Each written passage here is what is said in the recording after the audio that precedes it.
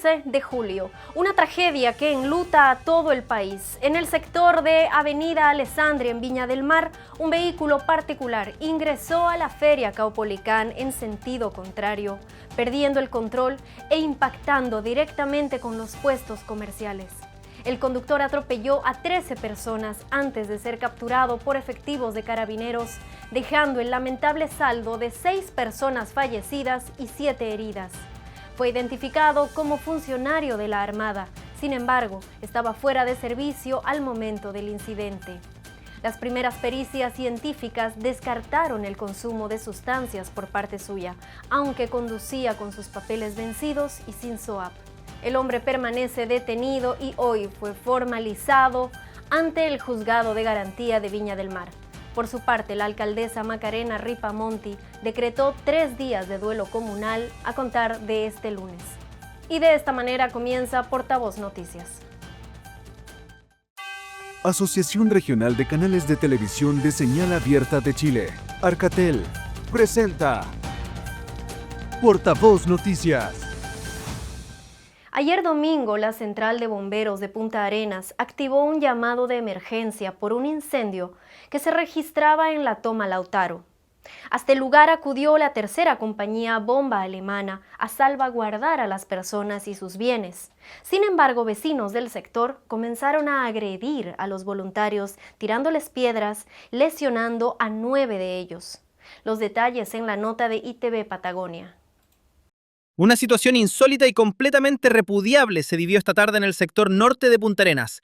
Voluntarios de bomberos que acudieron a una emergencia por un incendio terminaron siendo atacados a pedradas por personas del sector de la Toma. 3 bomberos resultaron lesionados y un carro de la institución quedó fuera de servicio.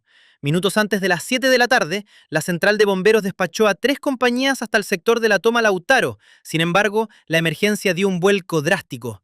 Mientras el personal combatía las llamas, personas comenzaron a insultar y luego lanzar piedras contra los voluntarios y sus unidades. El personal de bomberos fue despachado hasta el sector de la Toma, sector Hornillas, donde al llegar al lugar comenzaron a trabajar rápidamente la extinción de un incendio en una casa de habitación. Cuando el personal se encontraba trabajando, comenzó a ser agredido verbalmente y posteriormente de forma con piedras, comenzaron a tirar piedras al personal y a las unidades. A raíz del ataque, Carabineros y Seguridad Ciudadana tuvieron que intervenir para controlar la situación. El daño material es severo para la institución. El carro de la tercera compañía estará inoperativo por un largo tiempo, pero lo más grave es que la agresión física también dejó consecuencias directas en los voluntarios. Lamentablemente, una de las unidades resultó bastante dañada en lo que es su parabrisas, por lo que, de acuerdo a las primeras indagaciones que va a hacer el departamento de máquinas de la institución, vamos a tener más o menos fuera de servicio 1 mes, 2 meses esa unidad fuera de servicio. En este momento también tenemos personas lesionados, de cual recibieron piedrazos y agresiones por parte de los propietarios del inmueble. En este momento también están siendo evaluados por personal de bomberos y ya en este momento el personal de Carabineros se encuentra en antecedente como la Superintendencia del Cuerpo de Bomberos. En total, 9 bomberos terminaron con contusiones menores producto de los peñascos. Los antecedentes ya fueron remitidos a las autoridades pertinentes para iniciar las acciones legales contra quienes, en lugar de recibir ayuda, decidieron atacar a quienes llegaban a salvar sus bienes. El proceso de restitución de terrenos en el sector Cerro Centinela de San Antonio permitió el desarme de aproximadamente 300 estructuras en tiempo récord, gracias a la cooperación de los ocupantes. Las labores se reanudarán el próximo 20 de julio debido a razones climáticas, el feriado y la organización del contingente policial. Canal 2 de San Antonio nos cuenta más. El proceso de desalojo en la megatoma del Cerro Centinela en San Antonio ha superado las expectativas iniciales de las autoridades gracias a la colaboración ciudadana. Desde que se iniciaron las labores de restitución el pasado 30 de junio, en cumplimiento de una orden judicial emanada en 2023, se ha logrado el desarme de aproximadamente 300 estructuras. Las faenas comenzaron con una intervención en los polígonos 1A y 2A, lo que permitió retirar 156 techos, para luego avanzar sobre el polígono 1A, 2D, el cual fue despejado en tan solo una jornada. Este rápido progreso fue posible gracias al retiro voluntario de las familias, un esfuerzo que contó con el respaldo logístico de la Delegación Presidencial Provincial y entidades privadas, quienes dispusieron de camiones para el traslado de los enseres de aquellas personas sin los medios económicos para mudarse. Continuamos esta semana en el polígono 1A, 2D, que terminó en un día. Y eso fue gracias al llamado oportuno que hicimos a las personas que hicieran retiro voluntario de sus pertenencias y el resguardo de las mismas. Para eso se colocó un camión que se coordinó de la DPP de acá de San Antonio, para que las personas que quisieran irse voluntariamente pero no tuvieran los medios para poder conseguir un camión de forma particular, nosotros les dispusimos de uno, y eso ayudó mucho a la organización y al retiro de estas personas de manera anticipada. Pues nosotros nos programamos de cumplir con el fallo del tribunal en 30 días y ya hemos avanzado en el desalojo de 300 techos. En tiempo más rápido de lo que se había pensado, fundamentalmente porque las mismas familias y también los mismos dirigentes colaboraron en el desarme de su vivienda, y por lo mismo hubo una menor demolición de las propiedades que estaban emplazadas irregularmente en este terreno. Actualmente las labores de demolición han entrado en una pausa estratégica que se extenderá hasta la semana del 20 de julio. Esta suspensión temporal responde a una serie de factores logísticos y de seguridad. Como paramos por el tiempo, por el clima, jueves y viernes, la próxima semana también, porque hay una cuenta pública en el Congreso, por lo tanto la mitad del contingente policial que tenemos, que ha venido de Santiago, va a estar en Valparaíso. Y además que también hay un día festivo, entonces no tiene mucho sentido estar parando entre medio de la semana. Por lo mismo comenzamos al desalojo a intervenir la semana del 20. Finalmente, Loyola indica que el objetivo legal del operativo es restituir 98,4 hectáreas a sus dueños originales, pero el Estado ya proyecta soluciones a largo plazo para la crisis habitacional de la zona. San Antonio lidera actualmente la demanda en la región de Valparaíso, con más de 12.000 solicitudes de vivienda. En este contexto, la expropiación de 100 hectáreas será destinada a proyectos habitacionales formales. La máxima autoridad ministerial de la cartera de vivienda ha sido enfática en señalar que, si bien se evaluará y asesorará a los grupos prioritarios que cumplan con los requisitos para postular a subsidios, el proceso será estrictamente según la norma, asegurando que ningún postulante se saltará la fila. La festividad de la Virgen del Carmen de la Tirana es la celebración religiosa más multitudinaria de Chile. De hecho, se proyecta un aumento cercano al 30% en el flujo vehicular de las rutas 1 y 5 durante el fin de semana largo. El Ministerio de Obras Públicas Antofagasta lanza una campaña informativa para que asistentes tengan en consideración. Antofagasta TV preparó la siguiente nota. Viaja seguro a la Tirana es la campaña que está desarrollando el MOP en Antofagasta de cara a esta importante fiesta religiosa a desarrollarse durante los próximos días. Para lo anterior, el Ceremi de la cartera entregó detalles de las rutas que se encuentran intervenidas, considerando el alto flujo de personas que se trasladarán hacia este punto. Comenzando con las rutas principales que están intervenidas en la ruta 24, que comienza arriba en Montecristo, para luego llegar a la ruta 5, que también está intervenida hacia el norte, en este caso a la localidad más cercana, que es Quillagua. Y por otro lado la ruta 1. La ruta 1 también está intervenida. La verdad que es importante de este desarrollo de trabajo que estamos haciendo. En esta línea se detalló sobre las intervenciones realizadas en estas obras durante algunas fechas claves para permitir el paso de los vehículos a la zona con facilidad. La primera intervención fue que el día 14 al día 19 no va a haber tronadura. No va a haber tronadura, pero sí nos va a permitir a todos los conductores poder tener más facilidad de seguir avanzando en la ruta al sector de La Tirana. También hay una intervención en la ruta 24 que también es con tronadura, y eso se suspende el día 15 al 19. Por otra parte, la autoridad recomendó a los conductores que se trasladen con sus vehículos por estas rutas durante estas fechas a planificar el viaje en materia de seguridad y prevención. Nos hemos encontrado con varias situaciones en estas visitas que he realizado en la región, y sobre todo en estas partes intervenidas, donde encontramos vehículos que están detenidos por ABC motivo y un vehículo era por batería. Entonces, la planificación, aparte de salir temprano, está el vehículo que es donde nos vamos a movilizar con la familia. Es importante, es con la familia. Entonces, tenemos que tener la atención de los neumáticos, en este caso de las baterías, de las luces, etcétera. Todo lo que permite la ley que nosotros tenemos que tener, que es el tema del cinturón de seguridad. Cabe destacar que esta ocasión toma relevancia a raíz del hito histórico de significar el centenario de la coronación de la Virgen del Carmen en una celebración de la cual se espera la presencia de más de 200 bailes religiosos y los clásicos visitantes. Momento de revisar el informe del tiempo para este 14 de julio. Partimos en el norte. Este martes la ciudad de Arica tendrá el cielo completamente despejado.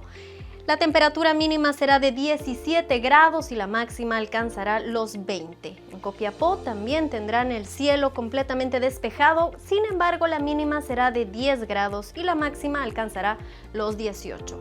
En los Andes tendrán el cielo cubierto en su totalidad con 9 grados como temperatura mínima y 19 será la máxima. En Concepción prepárense porque además de precipitaciones, se esperan vientos que podrían alcanzar los 40 kilómetros por hora, una temperatura mínima de 10 grados y una máxima de 12. En Quellón sale el sol entre nubes con 6 grados como mínima y 11 grados como temperatura máxima. Veamos otros puntos del país y después hacemos una breve pausa.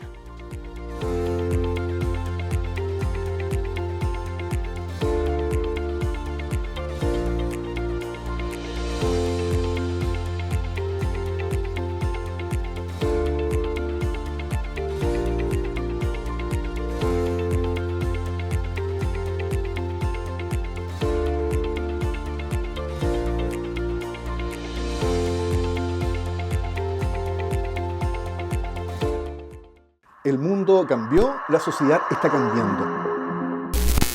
Importante plataforma de Amazon CAE. Tecnología y robótica para estudiantes de Puerto Montt. Los panamericanos más tecnológicos y ecológicos de nuestra políticas por polémica de acabado proyecto de regulación de imitaciones digitales que esté en peligro por ciberataque que afecta a los servicios de inteligencia artificial. La tecnología, la innovación y la infraestructura digital es el gran habilitante de esta nueva transformación. Es un honor estar presente en la reunión inaugural de la Coalición Global de Fomentando el Futuro Juntos. ¿Cuáles son las principales habilidades y competencias que debe tener la sociedad? ¿Cuáles son las innovaciones que están impactando las diferentes áreas del diario vivir? ¿Y cuáles son las nuevas tecnologías? De eso es lo que conversamos cada lunes en nuestra columna de opinión. Soy Rodrigo Ramírez Pino, experto en nuevas tecnologías, y lo quiero invitar para cada lunes en nuestra columna de opinión habitual sobre ciencia, tecnología e innovación en Portavoz Noticias.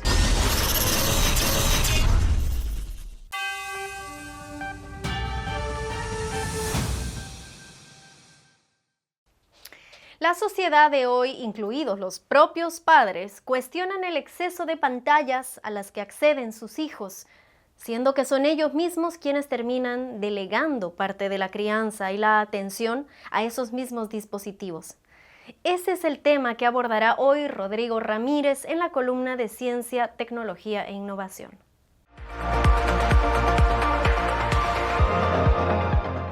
¿Cómo están? Gusto saludarlas, gusto saludarlo. Bienvenidos a nuestra columna de opinión habitual en Portavoz Noticias sobre ciencia, tecnología e innovación.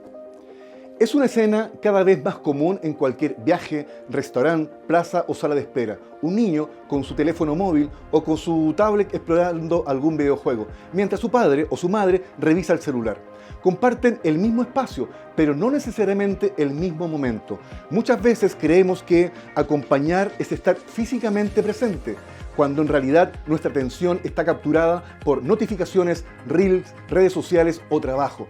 Paradójicamente, la sociedad de hoy, incluidos los propios padres, cuestionan el exceso de pantallas a las que acceden sus hijos, siendo que son ellos mismos quienes terminan delegando parte de la crianza y la atención a esos mismos dispositivos. Esta escena es la puerta de entrada al tema de fondo. Hay dos fenómenos paralelos y complementarios que están marcando a esta generación de padres y niños, el fabbing parental y el parenting. ¿De qué tratan ambos conceptos? El fabbing, término que proviene de la unión de phone, teléfono, y snabbing, despreciar o ignorar. Es el acto de ignorar a la persona que tienes enfrente, ya sea tu hija, tu pareja, un amigo o un familiar, por prestarle más atención al teléfono móvil. Ejemplo típico es estar cenando con alguien y que esta persona no deje de mirar sus redes sociales o responder mensajes mientras le hablas. Deteriora las relaciones interpersonales, genera aislamiento y hace que la otra persona obviamente se sienta invisible o poco valorada. ¿Qué es el sharenting?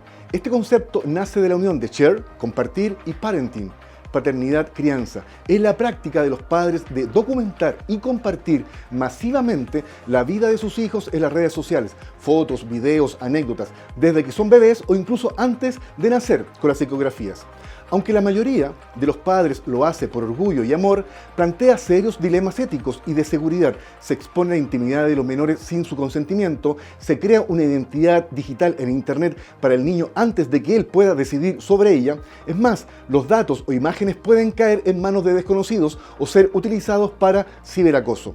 Ambas nociones hablan de lo mismo desde ángulos distintos, es decir, el vínculo entre atención de los padres y bienestar de los hijos en la era digital. Un estudio publicado este año en la revista científica Frontiers and Psychology, liderado por el psicólogo el Dr. Don Grant, especialista en bienestar digital, analizó a más de 600 adolescentes de entre 12 y 17 años en Estados Unidos.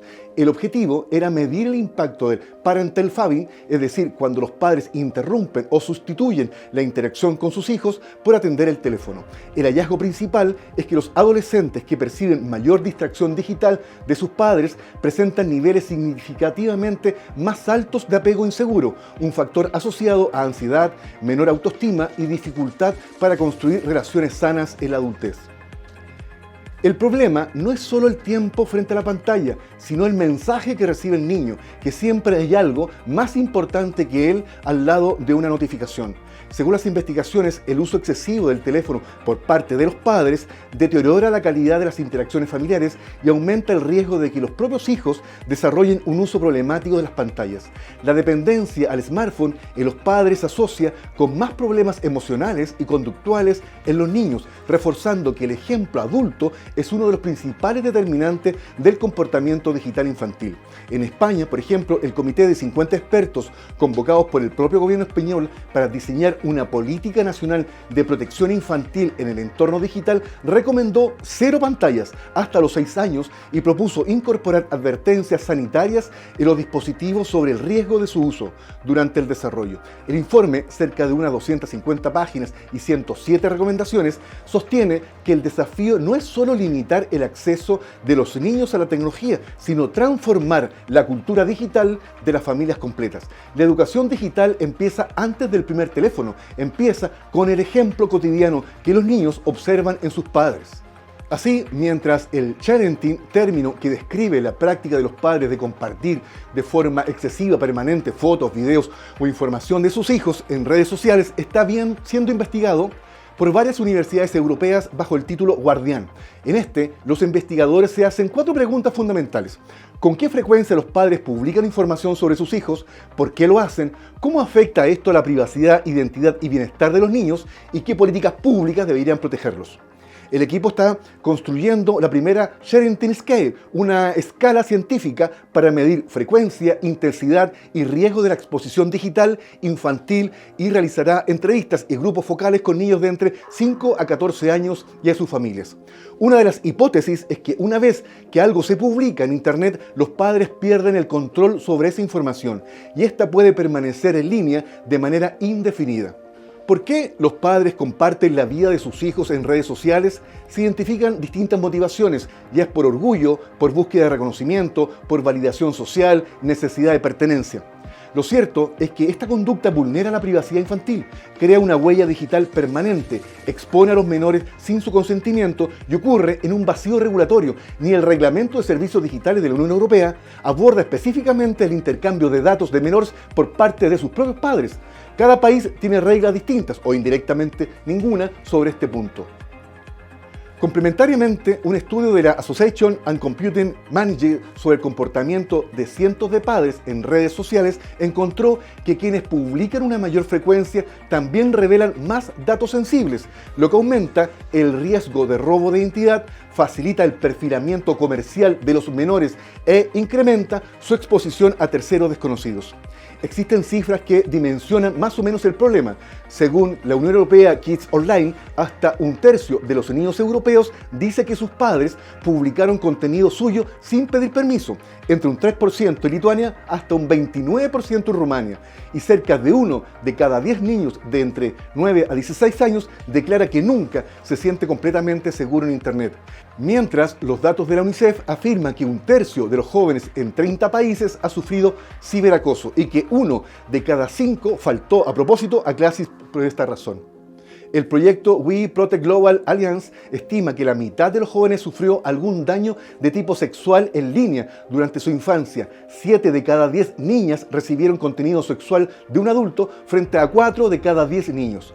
Aunque estas situaciones no son provocadas directamente, ni mucho menos por los padres, la sobreexposición de información personal puede aumentar de forma significativa la vulnerabilidad de los menores. A medida que los niños crecen, empiezan a construir su propia identidad y pueden preguntarse cómo la moldeó el hecho de que sus padres publicaran contenido suyo sin su consentimiento. Si el Fabin les enseña a los niños que una pantalla puede ser más importante que una conversación, el parenting les construye una identidad digital antes de que puedan decidir quiénes quieren ser. Ambos fenómenos tienen un mismo origen. Adultos que muchas veces, sin advertirlo, entregan parte de su atención y de la privacidad de sus hijos al ecosistema digital. Quizás el mayor desafío de esta generación de padres no sea controlar el tiempo de pantalla de sus hijos, sino recuperar el control sobre el suyo, porque la mejor educación digital comienza con el ejemplo, y la mayor tecnología que un niño necesita para crecer seguro sigue siendo una mirada atenta, una conversación sin interrupciones y la tranquilidad de saber que para sus padres nunca habrá una notificación más importante que él.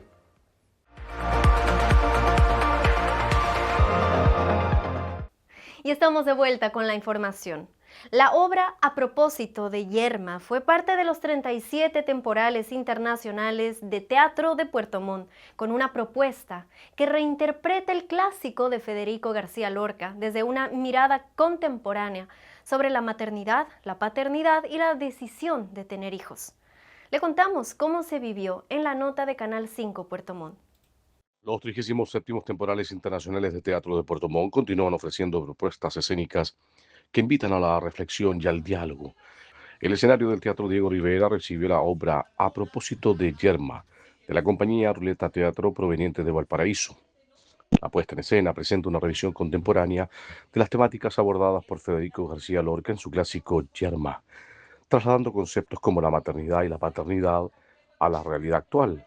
La historia se centra en una pareja que enfrenta una profunda conversación sobre el futuro de su relación tras un supuesto embarazo, situación que pone en tensión sus distintas miradas sobre la vida, los proyectos personales y las decisiones que marcarán su destino. Se trata de una obra de gran carga emocional que, por la vigencia de su temática, no deja indiferente a los espectadores.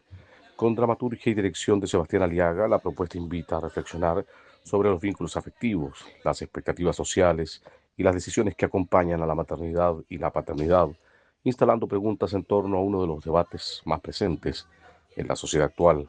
Sí, bueno, la obra igual se propone esta discusión entre esta mujer que quiere ser madre a toda costa y él no, y esa tensión y ese conflicto gatilla un choque de perspectivas que en el fondo es lo que queremos que el público escuche, presencie, no para inclinarnos hacia una perspectiva, sino que más bien para poder exhibir y exponer esas perspectivas, y cada cual juzga y cada cual se queda con lo que se quiere quedar, pero en el fondo esa es la misión un poco de la obra, gatillar esta conversación hacia el interior de los hogares, hacia un café, hacia un bar, en la calle, donde sea que la obra siga operando después de que se presente acá en el escenario. Es una pentalogía, una quintalogía de los hijos, así le hemos denominado hasta el momento, y A propósito de Yerma es la primera obra que inicia esta pentalogía donde lo que atraviesa como tema transversal es la maternidad, la paternidad, circunscritas en este contexto contemporáneo, en este contexto neoliberal, en este contexto de poder, donde se reflexiona sobre la existencia a propósito de este choque de perspectivas respecto a estos temas. Para el joven dramaturgo y director, formar parte de los temporales internacionales de teatro de Puerto Montt representa un verdadero orgullo. Es un encuentro que ha traspasado fronteras y que ha permanecido en el tiempo, creciendo cada año con más fuerza. Además, cuenta con un público muy reactivo, como en ninguna otra parte, que hace sentir las tablas como un mundo diferente, expresó Aliaga. Me parece fundamental los temporales teatrales de acá de Puerto Montt para la cultura, no solamente nacional, sino que internacional, y creo que no solamente el resto de las regiones del país, sino que todo lugar donde carezca de algún tipo de cultura de teatro debiese seguir el ejemplo de este festival que ha perdurado por todos estos años y que permite un espacio de exhibición para compañías de región, nacionales e internacionales. Como parte de las actividades de extensión del festival, a propósito de Yerma, también se presentó en Duoc UC, sede de Puerto Montt, acercando esta propuesta escénica a estudiantes de educación superior y fortaleciendo el vínculo de los temporales internacionales de teatro con nuevos públicos. De esta manera, los 37º temporales internacionales de teatro continúan consolidándose como uno de los encuentros culturales más importantes del país, ofreciendo una programación que combina calidad artística, diversidad de propuestas y espacios de encuentro entre creadores y la comunidad. La escritora Mirela Granucci presentó su nuevo libro 6 litros promedio en la ciudad de Copiapó, una novela que mezcla terror y suspenso y que aborda los límites de la condición humana. Le contamos los detalles en la nota de Holbet TV. La escritora Mirela Granucci presentó en Copiapó su nueva novela 6 litros promedio en un encuentro abierto a la comunidad realizado en la Casa Maldini Tornini. La actividad reunió a lectores y amantes de la literatura, quienes pudieron conocer de cerca el proceso creativo de la autora y adquirir ejemplares de la obra. Estar en ambientes así hace con que me sienta como en una comunicación directa, como no es solo yo hablando, sino escuchando, aprendiendo. Uno escribe un libro, pero el libro que la gente lee es a partir de sus historias, a partir de sus vivencias, a partir de otros libros que ha leído. Entonces, para mí es como cerrar el ciclo. Mi deseo como escritora es que más personas puedan escribir, más personas puedan poner en papel lo que a veces está confuso. Siento que nuestra sociedad es una sociedad que está muy rápida y que está como en vínculos muy superficiales. Y creo que el escribir es bajar el ritmo, es transformar y traducir lo que se siente, lo que se piensa de una manera que te haga reflexionar. 6 litros promedio es una novela que mezcla terror y suspenso para abordar la memoria, la supervivencia y los límites de la condición humana. Una protagonista que es una vampira, que cocina con sangre de hombres malos y abusivos y hace comidas increíbles. Y todo va bien hasta que llega un crítico gastronómico que empieza a hacer como revelaciones de su restaurante. Y ella empieza a ponerse nerviosa porque empieza a entender que él sabe de su secreto. La actividad fue organizada por la Fundación Atacama Lectora y Más Cultura, con el objetivo de acercar la literatura a la comunidad y generar un espacio de encuentro entre escritores y lectores. La Fundación nació básicamente para poder visibilizar las problemáticas que tenía la Biblioteca del Salvador, que es la única biblioteca pública en Chile emplazada en un campamento minero. La idea siempre es poder llegar a las escuelas públicas donde no hay presupuesto como para tener un escritor o una escritora de renombre nacional o internacional, como es el caso de Mirela, que nos está visitando desde Brasil. Además del lanzamiento de su novela, Mirela Granucci compartió con jóvenes lectores y escritores de Atacama, a quienes motivó a desarrollar su creatividad y continuar escribiendo desde sus propias vivencias. Y de esta manera llegamos al cierre de esta edición de inicio de semana. Gracias por habernos acompañado y recuerden que también pueden encontrar la información de nuestras regiones en nuestro canal de YouTube. Y también los invitamos a que nos sigan a través de nuestra cuenta de Instagram Portavoz Chile. Y si ustedes quieren ser parte de Portavoz, envíennos sus noticias, sus denuncias a través de esta misma plataforma. Mañana nos volvemos a encontrar. Asociación Regional de Canales de Televisión de Señal Abierta de Chile. Arcatel presentó Portavoz Noticias.